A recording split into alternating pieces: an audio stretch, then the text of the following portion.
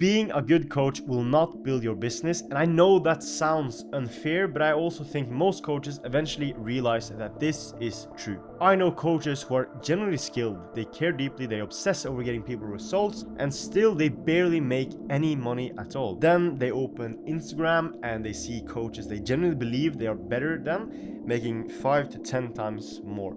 And that is a frustrating place to be, I get it. Because at some point you start asking yourself, am I actually not that good? And in this video, I want to break down why being good is not enough by itself, why that feels so unfair for a lot of coaches, and what I had to learn when I was an online coach myself, and the structure that allows your coaching to actually be seen, trusted, and bought before someone has even experienced it. I think one of the biggest misconceptions in business is believing the market rewards quality.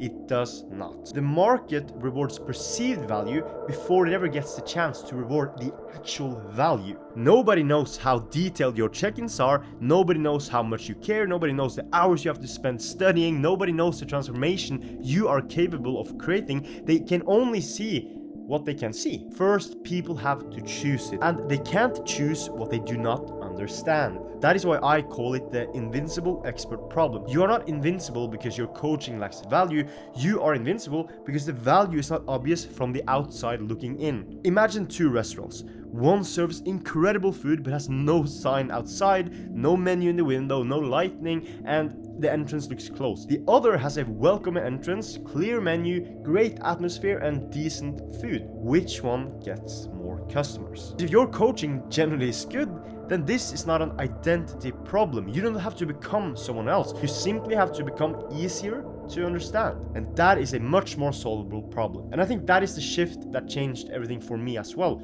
I stopped asking, how do I become a better coach, as the primary business question, and instead I started asking, how do I make it obvious to the right person that I am the right person for them? Those are completely different questions.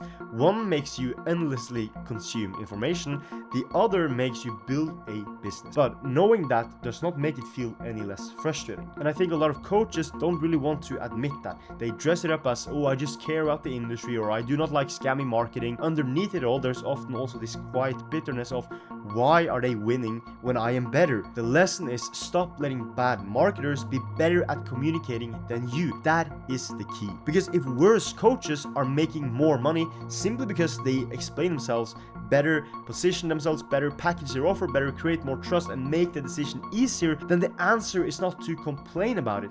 The answer is to become better at those things without losing your standard. And I think this is where a lot of good coaches get stuck. They create this false choice in their head. Either I stay pure and struggle, or I become salesy and successful. But that is not the real choice. The real choice is, do I let my skills stay hidden because I'm uncomfortable with business, or do I build a communication structure and sales process that lets my skill actually reach people? Because yes, it may feel unfair that a better coach does not automatically win, but it might not only be unfair to you, it might be unfair to the people who actually needed your help, but never understood why they should choose you. If you genuinely believe you can help people, then staying invincible is not some noble act. At a certain point, it becomes avoidance. A lot of good coaches feel like the market is rejecting their competence, when really the market has not even had a chance to see it. The market is not saying, you are not good enough. The market is saying, I don't understand why I should choose you yet. If you believe the problem is that you are not good enough, you will keep hiding in more education. But if you realize the problem is when your value is not clear enough, then you can actually fix it. And the hard truth here is that being right, being skilled, and being ethical does not automatically make you visible.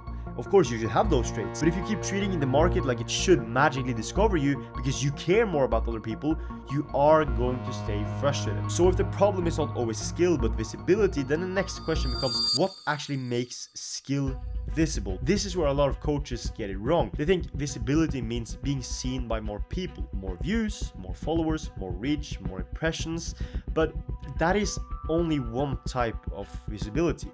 The more important type of visibility is being understood, because you can be seen by a lot of people and still not be understood by any of them. That is why a coach can post every single day, get decent engagement, have people liking their content, and still have no one asking about coaching.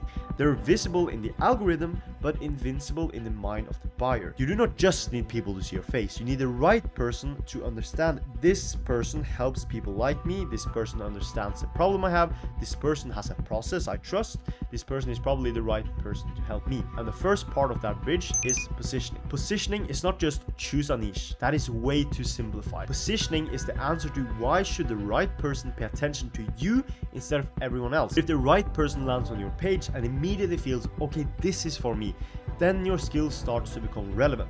That is what positioning does. It makes people self-identify. And without positioning, your content becomes too broad, your offer becomes too vague, your sales conversations becomes harder. So positioning is not just about excluding people just to be clever. It is about making your value easier for the right person to recognize. Because your content becomes a window into your thinking, not just a list of tips. Then comes the offer. A lot of coaches have decent positioning, decent content, but their offer is still blurry. A good offer turns your coaching into something tangible. It gives your skill a container. It answers, what problem are we solving together? Who is this for?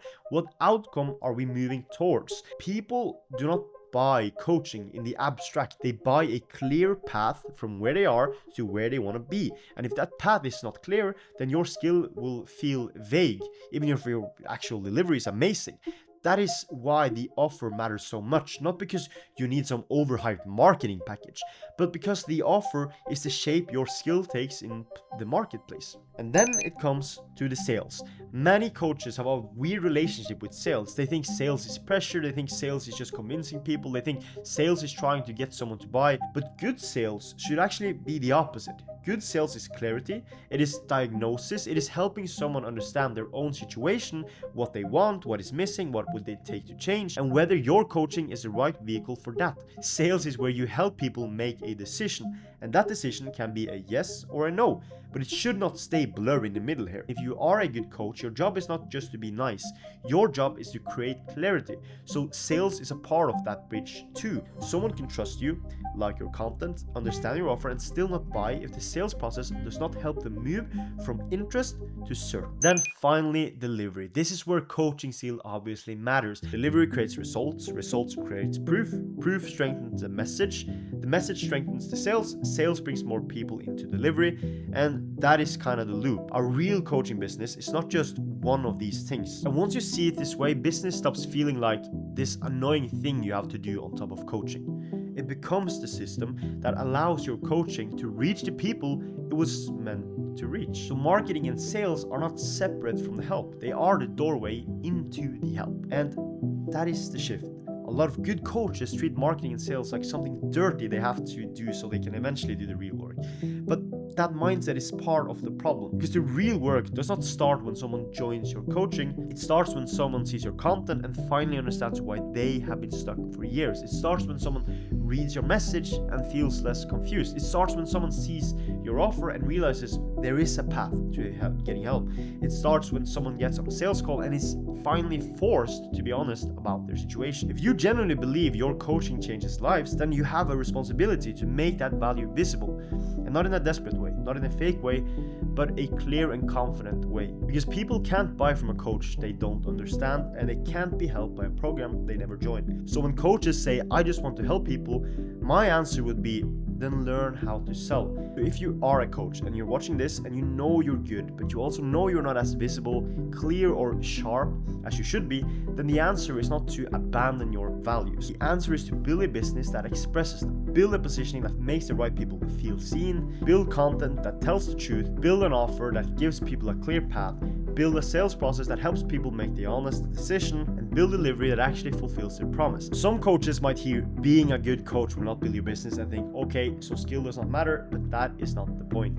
Skill matters massively, as I've said. If this made you realize that your coaching is better than your business makes it look, that the next video you should watch is about how you turn your coaching into a clear offer that people actually understand before they buy. Because most coaches do not have an offer problem because they lack skill. They have an offer problem because the value is too hard to see. The link to that is in the description. Thank you so much for watching. If you like this video, please leave a like and comment what your thoughts are on this topic. If you have any more questions, you can always reach me on Instagram. Thank you so much for watching, and I'll see you in the next one.